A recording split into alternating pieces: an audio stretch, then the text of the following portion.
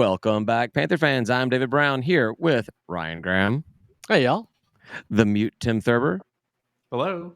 and this is State of Atlanta. I'm mute. I don't know. You sounded quiet again. Went to start. Shot. Get up in there. Hug that mic. Give that mic a mouth hug. Mike. There you go. Sounds. Oh man, You're broken again, Mike. Save that for last call, man. That's too much. It's too much. Welcome back. Hey, first time we've had all this year in a minute, right? It has been kind of a mess lately, huh? Yeah. Well, it's off season. You guys are allowed to take vacations. I took some vacation, so it's all good. Tim always takes vacations, though. He gets more vacations than anybody else I know. I got another vacation coming up. Lucky guy. The art of not having kids. That's the you could write an entire book, Tim, about how to do whatever you want whenever you want. It's like, don't have kids. This does purely come from a place of jealousy. Yeah. I think that helps though, not having kids, if I'm not mistaken. Yeah. And I will also go ahead and say, and this is to more to Ryan than it is to you, because you don't have kids, but Ryan, don't have multiple kids. It's like it gets worse every time you have another one. I'm counting on the biggest one now being old enough to look after the littlest ones.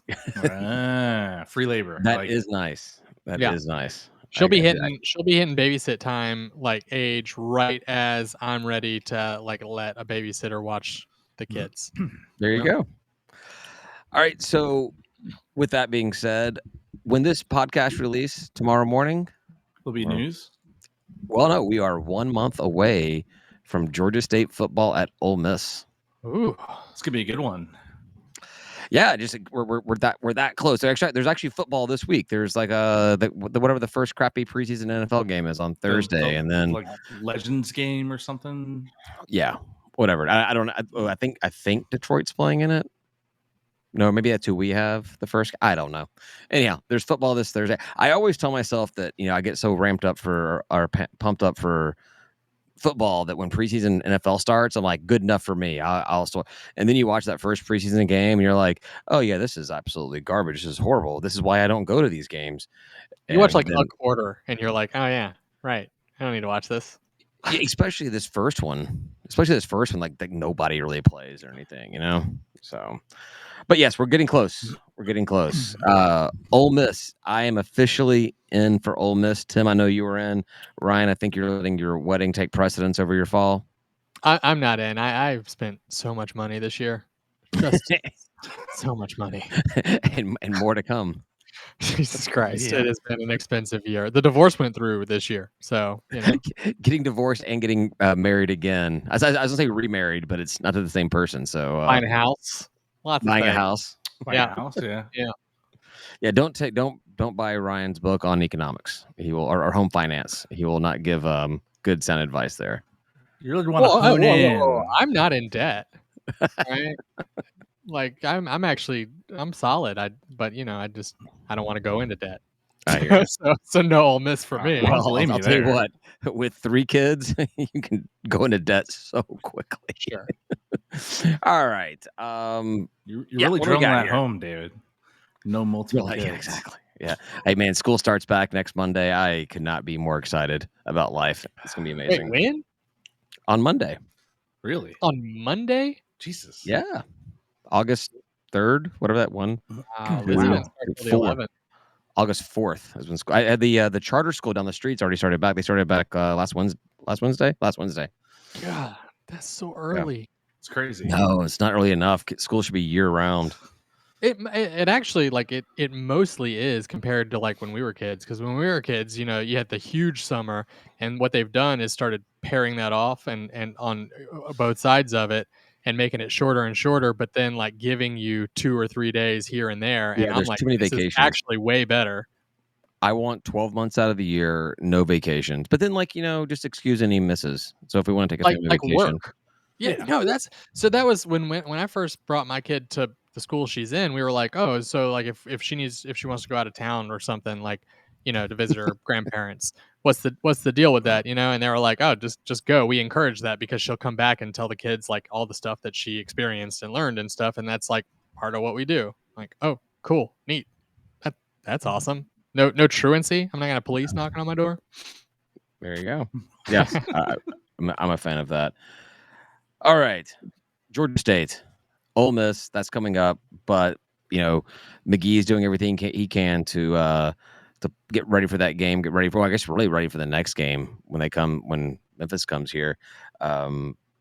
Cobb said in one of his interviews that they've never done as much as they have before about trying to get students to games for this season, and I'm wondering how much of that is Cobb and how much of that is just Dell McGee doing something. Did y'all watch that new video? I did watch the video. Yeah, the video is sweet. Mm-hmm. Yeah, it was great. Yeah, just it kind of gets you a little pumped up, a little amped, a little nostalgic and everything. The weird thing about it starts off, he's like, I think that the opening line is the best. Dear Atlanta, we're not just building a team, we're building a legacy with you, not without you. And I'm like, oh man, solid line, well written. I like that a lot. I thought it was weird that he and the players were reading off of scripts versus just like talking, but neither here nor there. Creator's choice, Well, they're not actors, they're not known for their memorization skills and things like that. So, and honestly, the if the weakness that Coach AD McGee has is that he's just not that charismatic when it comes to like public speaking, I'll take it. I'll take it every day of the week. Just win some damn games. I think it was a creative choice. I think that's the way they wanted to do it. It wasn't just McGee. It was really it was like the players, because several different people kind of spoke during the whole thing, and they always had like a script in front of their hands. So I think that was a creative choice about it, which is fine. Whatever. I'm not going to nitpick. Like they're reading a letter. Yeah, you actually basically when it starts off with McGee, you actually see it. The camera's like over his shoulder. You actually can see handwritten what he's going to say. So, but no, it was good. It was awesome. It was good. One thing I thought was weird about it was, besides the reading of the letter, the QR code at the end, because they talk about like, come home. Like that's what the last message is, like, come home. You got to figure out how to get there. And so I'm like, well, what does this QR code to? QR code go to? I assume it goes to season tickets, right? It was the it is the Friends and Family Blue and White Affair event that's going on at Center Park on August 9th. That's cool. Which is great. That's awesome. But it's $100 minimum to get in. And I think if you're trying to get people pumped up for showing up to games, that, maybe if you want to promote that event as well, maybe make a little link tree type thing where you have this event in addition to season tickets and just a schedule of games or something, a landing page more so than just straight to go to this event where they're going to ask for NIL money. Well, yeah, I hope they do, right? What's that, Tim? I hope they would ask for NIL money. Well, yeah, of course they should. They need to. We've got to. That's what we live in. You've got to ask for NIL money. I'm not hating on that. You got to do it. I don't know. I'm nitpicking, but it was just kind of weird. Well, what that tells me is that the target audience was us, was like season ticket holders, was like your established fans already, and we're the ones who are really into like the focus on Atlanta and do all this stuff, and like your casual fans don't really care about that. So It's like, it just tells me that that's really what the focus was on that, and that's cool. I mean, there's going to be some marketing for us. There's going to be some marketing for people who aren't engaged already. There should be marketing for everybody in between. Kids, I mean, everyone. Yep. Yeah. So, loaded question for you, David. Yep. Is this just posted by AD McGee? Like, did the university or athletics repost it? I know that Dave Cohen reposted it. I don't know. He's kind of like fringe, right? I mean, honestly, you're going to follow if you're trying to keep your follower count down or your following count down on social media, and you are a fan of Georgia State, I would totally pick Dave Cohen over Georgia State athletics. He's going to give you more stuff. Plus, you get KISS content. So who doesn't want that? Exactly. I love kisses. Oh, was it taco kisses? Jennifer Lopez? Oh boy, that's a callback. Like having a reemergence, huh? Apparently, yeah, they have. They are. They're getting. It was. I watched the episode. I was like, man, this is great. We can talk about it in last call if we want. Yeah, we can last call that. Yeah, it's more of a last I didn't watch it, but I want to hear about it. I loved it. All right. No. I don't know if Athletics specifically put it on, posted anything out there. This was a video that was on McGee's website when he posted the video on Twitter or X. He even lists the creative team. I forget what it is offhand, but I like he saw like that. listed it as the who created the video for them and everything. So yeah, this seems like it's another. I think Ryan and I talked about this one of the weeks while you were gone. It seems like McGee's kind of just we've talked about how he's doing everything on his own, but like he's kind of just really gone off and he's marketing the program on his own with going around Georgia State to do what he needs to get done because I guess it's too hard to go through them. And I'm not surprised by that.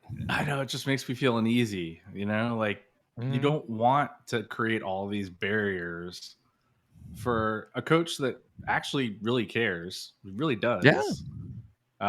And he lives here, which is a double always a bonus in plus. my always a plus. So it's like, can we not make all the barriers to marketing the program and make it easier to make it more exciting for everyone?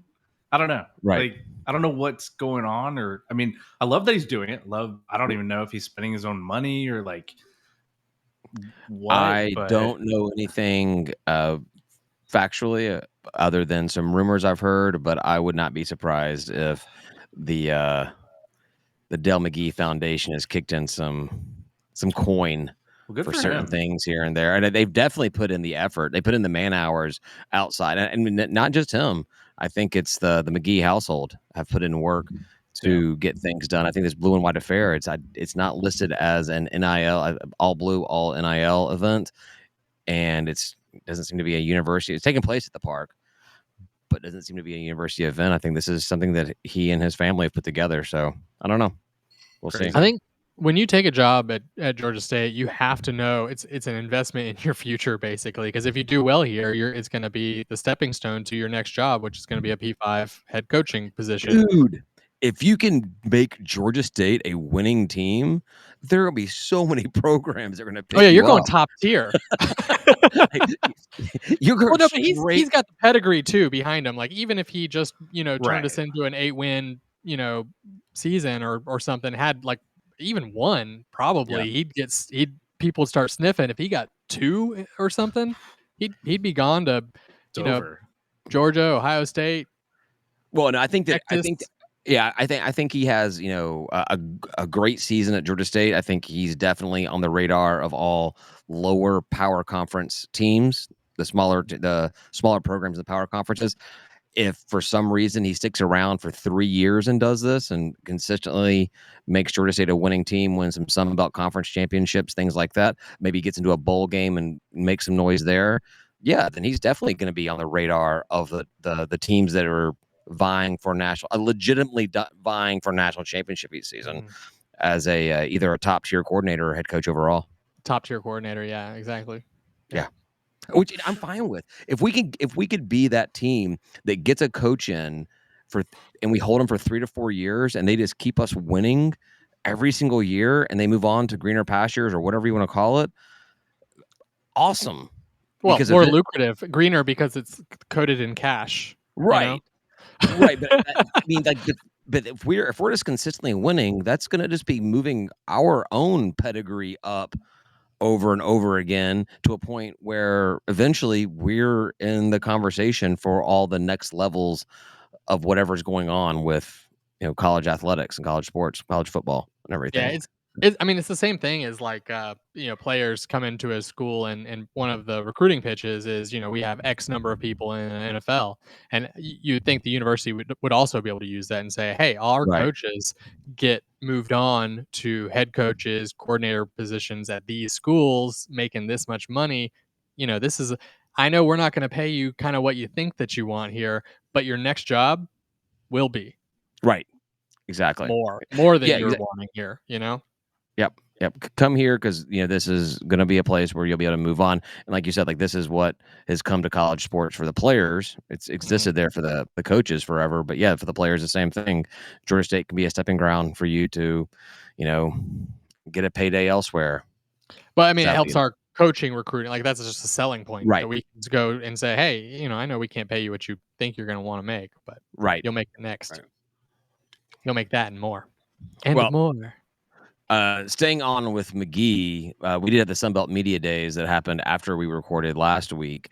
And did you guys check out any of the videos that were posted or any of the transcription, that kind of stuff? Our three C's? I'm not sure. Oh, yeah. So, yeah, How many I C's actually, do we got? there's supposed to be 4 C's. I missed that part of the whole thing. I saw it. I didn't get that down in my notes, but there's 4 C's, but he's And he- holding one close to the vest. He forgot one of them, or he's holding it super close to his heart. He doesn't want you to know what it is.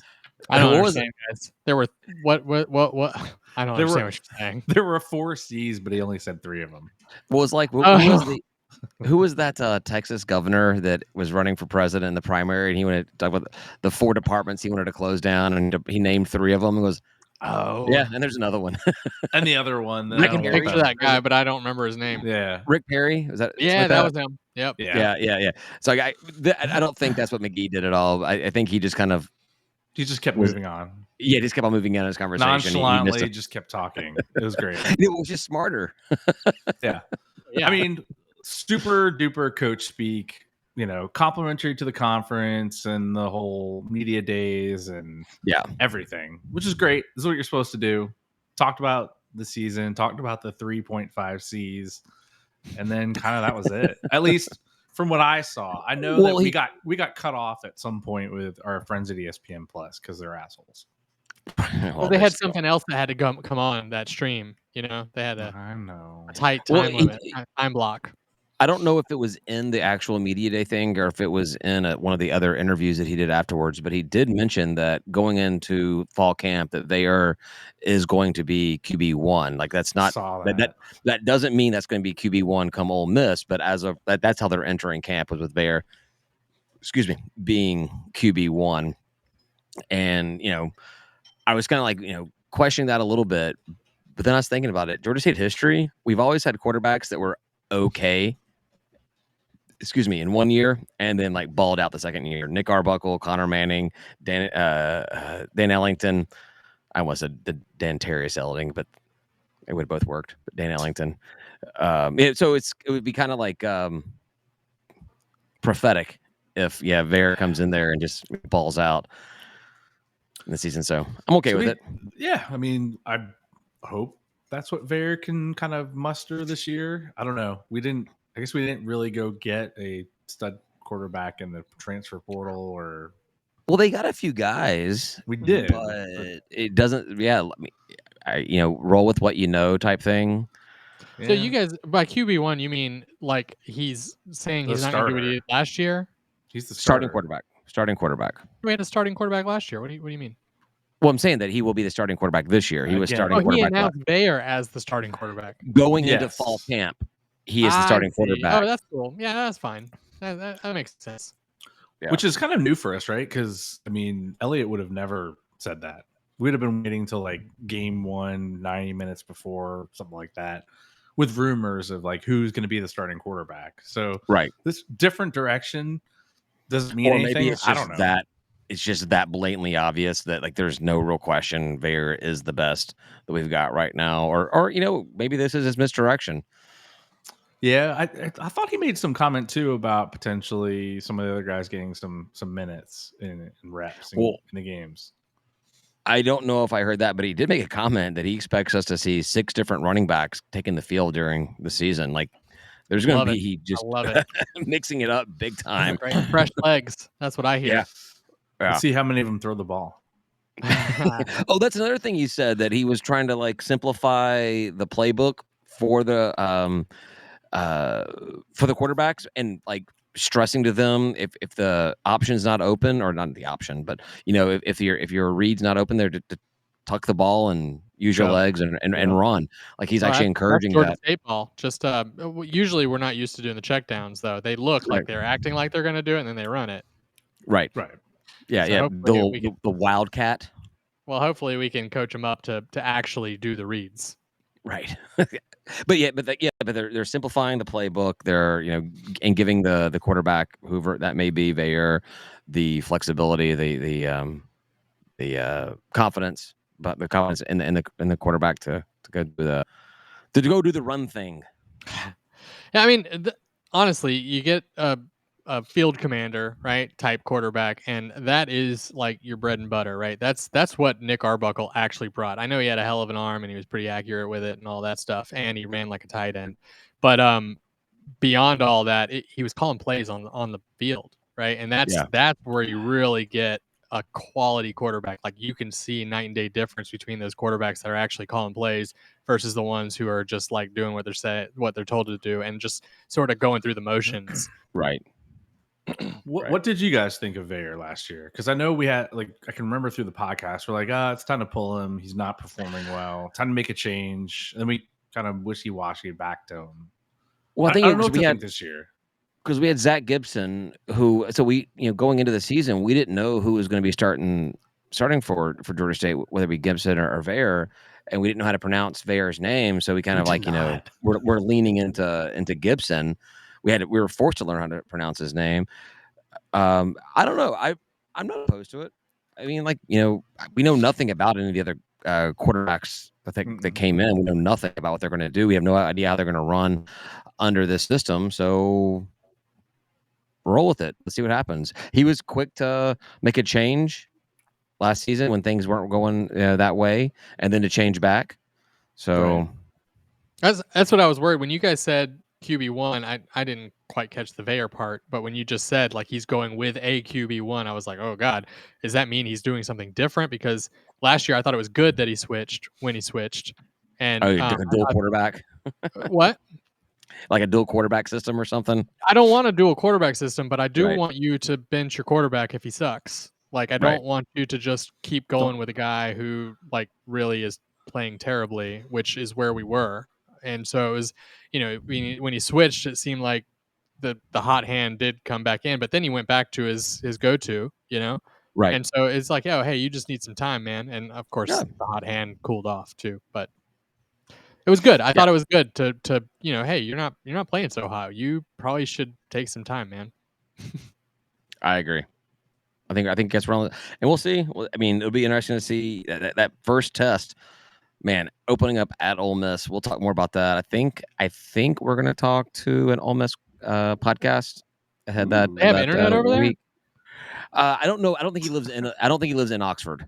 Oh, okay. So All right. yeah. I think he made it all the way up to Tupelo. So They have internet over there? well, it's dial up. So Oh, okay. Right. it'd be the equivalent to Ben joining us when he's outside in his car on his phone and from his daughter's dance recitals, but probably not as good of quality. So Right. yeah, Got it. we'll see about that. I don't really have anything much else about the Sunbelt Media Days, that kind of stuff. Like you said, Ryan, just all a bunch of like coach speak, coach vomit, all that kind of stuff. So Yeah, but I mean that was interesting. So I mean, I guess I was wrong, but you had to listen for probably a long time to glean those nuggets. right. Nuggets. There was an article that came out yesterday or 2 days ago, a Mac Brown interview where he was pretty much touting the split between the G5 and the power conferences. And Urban Meyer, they got some quotes from Urban Meyer in there as well about it. And their big argument is there's no chance for a G5 team to win a college football playoff championship. So there should be a division between the two, and like we've talked about before, a G5 playoff, whatever, which I think we're all in agreement we're opposed to. But his argument again, there's no chance for a G5 team to win college football playoff championship. There's no chance for more than half of the power conference teams to win a college football playoff championship. So, like, your Vandy's not going to win. Your Wake Forest is not going to win. Your Minnesota is not going to win. Like, there's so many teams out there. Kentucky's not going to win. I'm sorry. I'm gonna stop you because I am appalled at somebody saying that any team couldn't beat any team. Like the whole point, the whole beauty of sports and watching college football is that anyone can win on any given Saturday, right? I mean, like you can have. I mean, ULM goes into Tuscaloosa and beats Bama. That's huge, right? Well, Like Appy goes in and beats Michigan. That's huge. That's neat. That's fun. We love it. It also, We could win. Georgia State could win this year. We should. We are gonna. well, also, keeping on topic with the article, Mac Brown was coach of UNC last year when Jimmy Madison beat the ever living snot out of them. Yeah. So The only thing you can't win is something you never had a chance at in the first place. So if you're taking away our chance now we can't win because you're saying right. that we can't even get in. So of course we can't win, but if we could play, we can win. It's however unlikely, and I will tell you what, there'd be nothing better for the sport than to have a G5 program win a national championship. Oh, for sure. And I understand the realism of the whole thing. Talk about the resources and the you know, obviously all the changes with the transfer portal, the NIL, all that kind of stuff has really just benefited the top teams. But yeah, there's always a chance. There's always a chance. That's why you play the game. But Yep. I bet there's some players on our team who think that the new rules are beneficial to more than just the top teams. do you do you think that there are players on the team that believe Georgia State on Georgia State's team right now believe they can win the college football playoff championship this season? And I That's a don't lot. mean they better because that's what's part of being a sport, being an athlete in a sport. Do you think they actually believe that? Is that realistic? I do hope so. I hope there's some, but I would bet they're a minority. Yeah. Yeah. Oh. I don't know. And that's a shame, though. I'm That's not a shame. advocating. You should go out there and, like, feel good about it, Be like, "Yeah, we can win. We just gotta I, win. We just gotta win the next game, and the next game, and the next game." I will never advocate for the G5 split. I think it's a bad idea. I think it's bad for the sport overall. Yeah. I'll never advocate for it, but then there's part of me that wishes that it would just go ahead and happen because I know it's going to. I feel in my heart it's going to happen eventually, Yeah, and the totally. anticipation is just driving me crazy. And I kind of wish they would just do it. We should not do it. We should not instigate it. The G5 program should not instigate split. Right. However, I wish the P5, the P whatevers would just finally do it. And then we can actually move on to actually having real college sports, like what we grew up watching and what we want to watch and what we support, and let them have their other. I don't think that new thing they want to get, that new world they want to live in with like their pro league, their pro minor league, whatever you want to call it. I don't think it'll have the sustainability that they think it's going to have. Because I've talked to my Georgia friends; they love Georgia winning these national championships, and they love being on top and everything. But they're getting sickened by what has become of the sport, and they've even said to me, like, when it becomes some kind of like little minor league type thing or a 30-40 team type thing, whenever that may be, like their interest is going to wane a lot Well, that's from the what it thing. is. They're narrowing it down. It's like they're, you know, yeah, they can't see the forest for the trees, right? It's like I don't know. They just they make these decisions that don't make sense for the health of the sport. They're sort of these like short-term gain decisions where they don't seem to care. Like even just saying like, "Oh, we don't want G5." Like my point was there would be nothing better for the sport if a G5 program won the national championship. So they shouldn't be out there saying we shouldn't even let them in because we talk about March Madness all the time, right? March Madness has Cinderellas and like that's why America tunes in. Most people don't watch any basketball and they tune in for March Madness though, right? And it's not Oh yeah, just their brackets or whatever, but it's because you have these small schools that come in there and just like ball out and win and do crazy I things. watch. Even if they don't win the championship, they still have it's a fun story. I watch very little college basketball on TV outside of Georgia State basketball. However, when March Madness comes around, I'm watching games all day. Like those first couple Yeah, of days when it's on from like 10 a.m. until 1 a.m. or whatever it is, I'm watching all of that stuff. yeah. And March for you catch basketball. that upset because basketball is a strange one, man. Like you can go. A team can be down by 20 for the entire game. In the last 3 or 4 minutes, they come back and win the game. Mhm. Yep, yep. That's a messed One up one. person cramps up, the wrong person. Exactly. We are having some problems or we are not. Tim is having some problems. We're gonna take that video, that screen out, and hopefully he can get back in and we can change it back up again. Yeah. I was worried So it was is it? me. So I'm glad to know it was him. No, Oh, he's having some problems with his browser. So where we saw him as the offline person, he sent me a screen capture. He sees us as the offline pictures. So Oh. I don't know. And it could be we're having problems with this platform. Maybe this is the third time in the past 5 or 6 weeks. Maybe we switch off of this platform. So Yeah, we should. Yeah, we talk about which that. we can do that if we get some more Patreon members. Patreon.com/State of Atlanta. Help get our technology working again, please. We have And to go thank you. with the cheap option. All right, I was gonna. I would rather have Tim here for this question, but it's one of the few things I had to talk about tonight. And this is just a pet peeve of mine from a message board, or just like people posting on X and wherever you see them, talking to people in bars. I have this pet peeve in college sports for the teams and the fans that say, oh, we're not rebuilding, we're reloading. That just it's like nails on a chalkboard whenever someone says we're reloading. And I don't know if it's just the arrogance they have, or if it's just, the first time that was said, it was clever and funny and, on point or whatever. But now it's just said so often. I was like, it happens a lot with the Jimmy Madison people.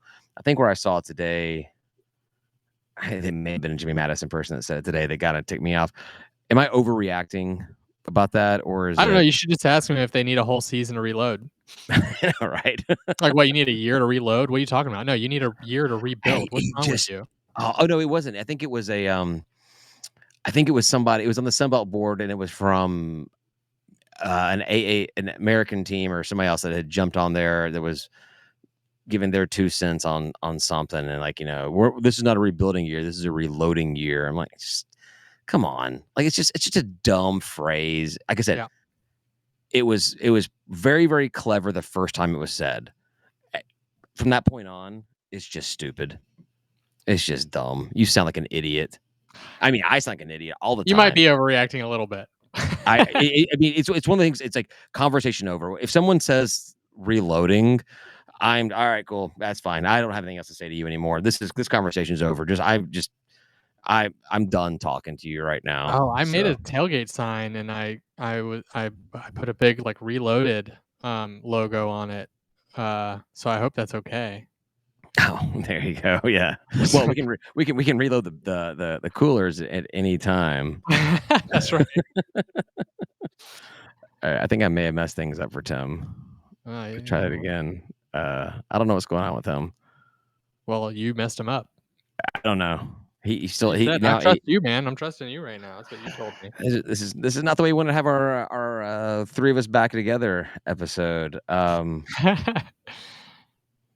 see where we at with 33 minutes. I have one other thing that I've been holding on to for several weeks now, but I wanted to talk about when we had all of us together. But without Tim here, I don't know. We can try getting back for last call and save it for a later date. Yeah, I mean, I think that I'm down with whatever. It was shorter I episode think this week. if you've been hanging on to it, then you should hang on to it for Right. one more week even, Yeah, I was looking back and see if I didn't really have much else to talk about. There's not a lot going on. We're ramping up. We're getting close to the season, So, all right, let's without Tim here, let's go ahead and wrap this up. We'll try to do last call and get him back for that, and talk about Happy Gilmore too. Yeah. All right. Thanks, everybody, for listening. We're going to last call. Hopefully, get Tim back for that. It will be available on our Patreon page, free of charge, delayed until a Friday release, unless you are a patron member, which you can sign up for patreon.com/State of Atlanta. As low as $5 a month, you get early access to last call, access to our private group chat, and football season is approaching. Our sponsored alcohol will be free for you at our tailgates, and there is a lot of it. Highly I still recommend. have some in my fridge downstairs. I got some styrofoam coolers over here with It's mostly some. 'cause I don't drink Michelob Ultra, but Yeah, well, I'm staring at a airplane or a sleeve of airplane bottles of Fireball right now myself. So anyhow, check it out, and check out Last Call on patreon.com/State of Atlanta. Thank you, everybody, for listening. We'll see you there and talk to you next week. Say goodbye, Ryan. goodbye, Ryan.